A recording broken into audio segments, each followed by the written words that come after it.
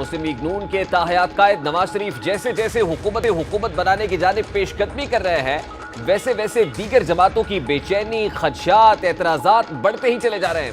انہیں ایسا محسوس ہونا شروع ہو گیا ہے کہ حکومت سازی کی ساری گیم میں نواز شریف بلا شرکت غیر اکیلے ہی مضبوط دعوے دار کے طور پر ابھر کر سامنے آ رہے ہیں، جبکہ وہ اور ان جیسی دیگر جماعتیں ابھی تک لیول پلینگ فیلڈ کے نام پر یکساں مواقع کی تلاش میں توانائیاں صرف کر رہے ہیں۔ ایم کیو ایم سے ہاتھ ملانا، بلوچستان کے بیشتر الیکٹیبلز کو اپنی کشتی میں سوار کرانا، اس کے بعد آج نواز شریف دیگر نون لیگ کی سینئر قیادت کے ہمراہ لاہور چیمبر آف کامرس میں تاجر کمیونٹی کو بھی رام کرنے پہنچے اور انہیں ایک بار پھر یہ یقین دلانے کی کوشش کی کہ ان کی پالیسیز کی وجہ سے ملک ترقی حاصل کرے گا۔ نواز شریف نے اپنے خطاب میں بتایا کہ آپ سے ہمیشہ مشاورت کی ہے اور مشاورت سے ہی آگے بڑھیں گے۔ ہماری بنائی پالیسی سے پاکستان کی کاروباری برادری نے بھرپور عمل کیا ہے، اس دفعہ ہماری بنائی پالیسیز کو بھارت نے اپنایا اور معاشی ترقی حاصل کی۔ اس طرح کا معاشرہ ہمیں پاکستان میں بنانا ہے اور یہ تبھی بنے گا کہ ہم اپنا پالیسی بنائیں، اس کے بعد پھر اس کے اوپر برسوں عمل ہو۔ ہمارے 2017 میں تو 24ویں معیشت بن چکی تھی پاکستان، تو آپ اندازہ کریں 7 ایئرز کے بعد آج 53,000 پوائنٹس کو کراس کیا ہم نے۔ اگر 1990 والا مومنٹم جاری رہتا تو آج 104 نہیں، آج روپیہ شاید 50 روپے کا، ڈالر 50 روپے کا ہوتا اور ملک کے غریب آدمی بھی سکھ کا سانس لے رہا ہوتا، امیر بھی سکھ کا سانس لے رہا ہوتا، سب یہاں پر ماشاءاللہ خوشحالی کی طرف آگے بڑھ رہے ہوتے۔ نواز شریف کی ایک کے بعد ایک سیاسی چالوں اور ملاقاتوں سے دوسری جماعتیں چاروں خانے چت ہوتی دکھائی دے رہی ہیں۔ وہ ایسے خدشات کا اظہار کر رہی ہیں کہ جیسے کوئی غیبی قوت مسلم لیگ نون کی مدد کر رہی ہے۔ آج چیئرمین پیپلز پارٹی بلاول بھٹو نے تو یہ تک کہا کہ یہ پرانے چہرے ہیں اور پرانے چہروں اکتفا کرنے کی بجائے اب نئے چہروں کو آزمانا چاہیے اور آپ مجھے وزیر اعظم بنا کر دیکھیں، میں آپ کی توقعات پر پورا اتروں گا۔ بلاول بھٹو زرداری کیا کہہ رہے تھے، ذرا وہ بھی آپ کو دکھاتے ہیں۔ پرانے سیاستدانوں کو گھر بٹھانا پڑے گا، ریسٹ کرے، ریسٹ۔ یہ آپس کا لڑائیاں ایسے ہی اگر چلنا ہے تو پھر عوام کا کام نہیں ہو سکے گا۔ جو عوام کو آؤٹ رکھتا ہے اور کسی پیچھے والے کمرہ میں بیٹھ کر سارے فیصلے کیے جاتے ہیں، بعد میں آپ کو بتایا جاتا ہے کہ جناب یہ آپ کا ایم این اے، یہ آپ کا وزیر اعظم۔ لاڈلا اگر بننا ہے تو عوام کا لاڈلا بننا ہے۔ اب اس طرح کی جملے بازی سے شکوہ جواب شکوہ سے لگتا یہ ہے کہ کنسرنز بڑھتے ہی چلے جائیں گے اور آنے والے دنوں میں یہ معاملہ مزید شدت اختیار کرے گا، جس میں لیول پلینگ فیلڈ کے نعرے بھی ہوں گے اور اس کے بعد جو حکومت بنے گی پتہ نہیں اس کے اوپر کسی کو کوئی سیٹسفائیڈ ہوگا، یقین ہوگا یا نہیں ہوگا اور پھر دھاندلی کا شور مچے گا۔ شاید یہی وجہ ہے کہ جو پولیٹیکل اپوننٹس ہیں، خاص طور پہ پاکستان تحریک انصاف کے لوگ آج مختلف کیسز میں پیشیوں پر آئے، میڈیا سے بات کرتے ہوئے جن کنسرنز کا اظہار کر رہے تھے، وہ کنسرنز بھی آنے والے دنوں میں بڑھیں گے، کم ہوتے آتے ہیں۔ نہیں بلکہ یہ نامینیشن ہو رہی ہے، یہ سلیکشن پلس ہے۔ ہمیں لیول پلینگ فیلڈ چاہیے۔ اگر وہ پرائم منسٹر بنتا ہے تو وہ پرائم منسٹر کون مانے گا؟ اس پرائم منسٹر کو ضرورت اس بات کی کہ ملک میں فری اینڈ فیئر الیکشن ہو، عوام فیصلہ کرے۔ تو عوام نے فیصلہ کرنا ہے، اگر عوام نے فیصلہ نہیں کرنا ہے تو پھر الیکشن کی کیا ضرورت ہے؟ آج پرویز الہی نے صحافیوں سے کھل کر غیر رسمی گفتگو بھی کی اور کچھ حیرت انگیز انکشافات بھی کیے۔ پرویز الہی نے صحافیوں کو بتایا کہ چیئرمین پی ٹی آئی میرے ساتھ والے سیل میں ہیں اور آئی ایم ایف اور یورپی یونین کے لوگ چیئرمین پی ٹی آئی سے ملنے آتے ہیں۔ دوسری جانب صدر مملکت جن کا تعلق تحریک انصاف سے، وہ بھی پی ٹی آئی کو لیول پلینگ فیلڈ نہ ملنے پر خاصے پریشان ہیں۔ وہ کبھی ملاقاتوں میں اور کبھی خطوط کے ذریعے نگراں حکومت سے پی ٹی آئی کو لیول پلینگ فیلڈ دلوانے کی کوششوں میں مصروف ہے۔ انہوں نے گزشتہ روز امریکی نشریاتی ادارے کو انٹرویو میں لیول پلینگ فیلڈ کی بات کرتے ہوئے بتایا کہ لیول پلینگ فیلڈ مہیا کرنا الیکشن کمیشن اور حکومت کی ذمہ داری ہے۔ پی ٹی آئی کے تحفظات کی طرف سے خط لکھ کر حکومت کی توجہ دلائی اور حکومت نے لیول پلینگ فیلڈ مہیا کرنے کی یقین دہانی بھی کرائی ہے۔ سارے سیاسی منظرنامے پر بات کریں گے۔ اس وقت سینئر سیاستدان محمد علی درانی صاحب نے بھی جوائن کیا ہے۔ السلام علیکم درانی صاحب، بہت بہت شکریہ آپ کے وقت کے لیے۔ درانی صاحب، سب سے پہلے تو بڑا سادہ سا سوال ہے، جس قومی مفاہمت کے لیے آپ کوشش کر رہے تھے، اس قومی مفاہمت کی کوشش کا کیا ہوا؟ کیا وہ بے نتیجہ ختم ہو گئی؟ بسم اللہ الرحمن الرحیم۔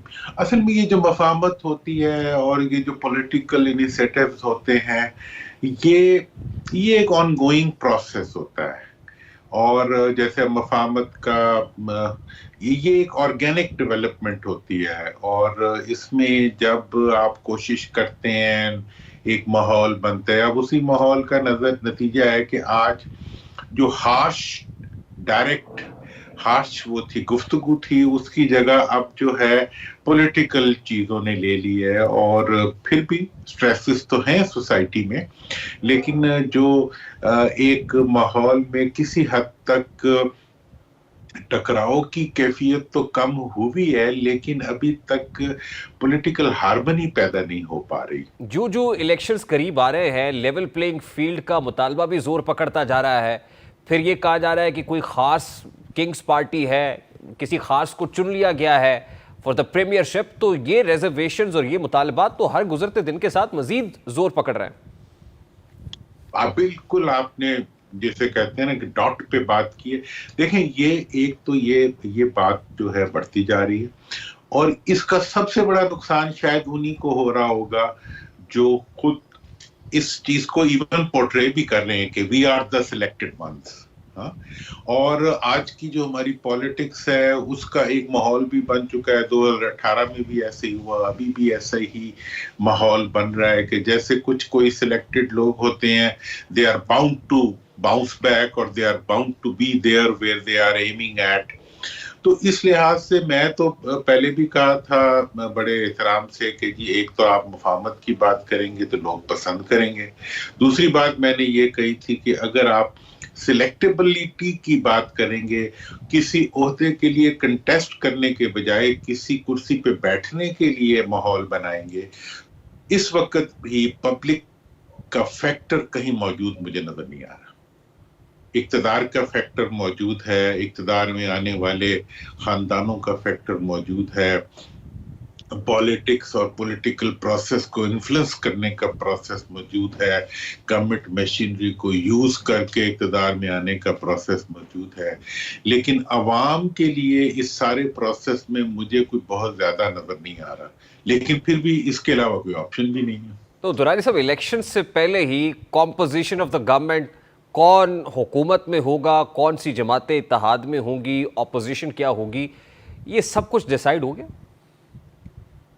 देखें जी, ये क्लेम तो किया जा रहा है, लेकिन मैं इसके बारे में जो मैंने इस वक्त जो नेशनल यूनिटी गवर्नमेंट का फॉर्मूला पेश किया है, मैं इसी जो एक अगलीनेस ऑफ द पॉलिटिक्स है, इसको मैं एक चाहता हूं कि हिस्टोरिक पर्सपेक्टिव में, इंटरनेशनल पर्सपेक्टिव में इसको एक ऐसी डायरेक्शन में डाल दिया जाए कि जिसमें सब लोग ही हों और मुल्क का मफाद आगे आ जाए किसी के इक़्तिदार के वफाद के बजाय।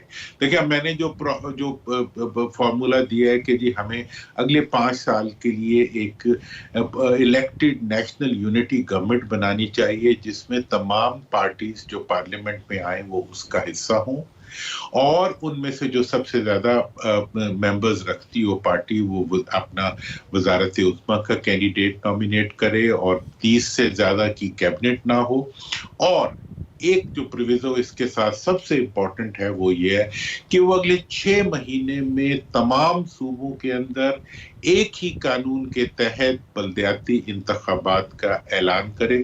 उसके लिए अगर कोई कॉन्स्टिट्यूशनल अमेंडमेंट की या किसी लेजिस्लेशन की जरूरत है वो भी की जाए, लेकिन 5 साल की मुद्दत के लिए बल्दियाती हुकूमत का कयाम इस इलेक्शन के फौरी बाद और तमाम सूबों में इलेक्शन कमीशन के तहत कम से कम 76 साल से जिस मुल्क के अवाम को आपने बुनियादी जमहूरी हक नहीं दिया हुआ, जो कि पाकिस्तान के अलावा मैं किसी भी ऐसी डेमोक्रेसी को नहीं जानता जिसके लीडर अपने आप को डेमोक्रेटिक कहते भी हों और उस मुल्क में बल्दियाती इदारे 76 साल से पढ़ते भी। देखिए दुराई साहब, कता कलामी के लिए माजरत, हाउ प्रैक्टिकल इट इज, ये बहुत इम्प्रैक्टिकल नहीं हो जाएगा हमारे जैसे पोलराइज्ड एनवायरनमेंट के अंदर, जहां पर धड़े हैं, जहां पर छोटे छोटे ग्रुप्स हैं उनके साथ। और फिर आपने देखा ही ना 16 माह की हुकूमत जैसे चली, जिसको इत्तेहादी हुकूमत या पीडीएम हुकूमत का नाम दिया गया।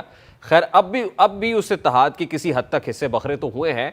तो how practical is your proposal? This is the relevant question, मतलब to be fair, to appreciate your question. देखिए, मैं ये कह रहा हूं कि जो पीडीएम की हुकूमत थी 16 महीने की, वो नेशनल यूनिटी गवर्नमेंट नहीं थी, वो बुनियादी तौर पे 50% ऑफ द असेंबली की गवर्नमेंट थी। 50% जो इलेक्टेड मेंबर्स थे, they were out of the assembly. मैं थोड़ा सा असल में मैं चाहता हूं कि हम आगे बढ़ने के लिए दुनिया की हिस्ट्री और दुनिया के जो इस जमहूरी निज़ाम में चलने वाले मुल्क हैं, आप सेकेंड वर्ल्ड वॉर की चर्चिल की जो नेशनल यूनिटी गवर्नमेंट थी जो 5 साल चली पूरी, जिसने मुल्क को क्राइसिस से निकाल दिया, नेल्सन मंडेला की 94 में बनने वाली नेशनल गवर्नमेंट जिसने के मुल्क का रुख बदल दिया, इसी तरह से आयरलैंड के अंदर जो इस वक्त भी सारा निजाम चल रहा है, और ये 100% डेमोक्रेटिक और पोलराइज्ड। ना नेल्सन मंडेला हो या विंस्टन चर्चिल हो, ये सिलेक्टेड थे दोनों। देखिए अब मैं तो कह रहा हूँ देखिए मैं आपको बताऊं, इस वक्त मैं सिलेक्टेबल्स को बार बार कह रहा हूं कि खुदारा अपनी शक्ल की बेहतरी पे तवज्जो। यू विल लुक अगली if you become a selected. आपको बहुत ही नापसंद आएगी अपनी शक्ल अगर आप अपने आप को एक सिलेक्टेड फर्द के तौर पे देखेंगे। आप जमहूरियत के रास्ते से आना चाहते हैं, आप खानदानी आमरीतों को भूल जाएं, आप खानदानी असेंबली को जो है वो प्राइवेट लिमिटेड कंपनीज का एसोसिएशन मत बनाएं, इस असेंबली को असेंबली बना दो। अब ये सब की जितने भी हमारे सिलेक्टेड या सिलेक्टेबल्स हैं उनका आखिरी दौर है ना कि 5 अच्छा, साल। वैसे दुरानी साहब, ये तो एक परसेप्शन, ये एक तासुर भी है ना कि पाकिस्तान मुस्लिम लीग नून शायद सिलेक्टेड है या मियां साहब चौथी बार प्राइम मिनिस्टर बनने जा रहे हैं, और इस तासुर को पीपल्स पार्टी ने भी खासा गहरा किया, जिससे अल्टीमेट फायदा नून लीग को हुआ कि बड़े बड़े इलेक्टेबल्स आके नून लीग की झोली में गिर रहे हैं। ये लोग चाहते हैं कि पीएमएलएन के टिकट पे इलेक्शन लड़े, तो वो तो इस तरह से भी इसको जस्टिफाई कर सकते हैं। जी देखिए, पीएमएलएन क्योंकि इस वक्त बड़ी मजबूत जमात है, इसलिए लोग पीएमएलएन में शामिल होना चाहते हैं। आप कैसे कह रहे हैं कि सिलेक्टेड है? देखें जी, मैं इस तरह से सिलेक्टेड कह रहा हूं कि 2018 में, ठीक है ना जी, हम सबके ऊपर इस सिलेक्टिबिलिटी में शामिल होने का प्रेशर था। मैं नहीं हुआ था तो बड़ी मुश्किल से नहीं हुआ था। मतलब ये है कि कोई एक जो रास्ता आप अपना रहे हैं, अगर आप दिल में मुतमईन है या आप दिल में मुतमईन हो सकते हो, मैं भी मुतमईन हो जाऊंगा। आप हाथ रख के दिल पे कहो कि क्या this is the way to proceed, this is the way to make a wrong thing right, do another wrong thing. और आपने इस वक्त अगर राइट को राइट करना है, वो सिर्फ और सिर्फ जमहूरियत के जरिए हो सकता है। आपका अपना ही लिखा हुआ जो नारा है उसको बड़ा बड़ा लिख के अपने साथ लगा लें कि वोट को ना सही, आवाम को इज्जत दे दो।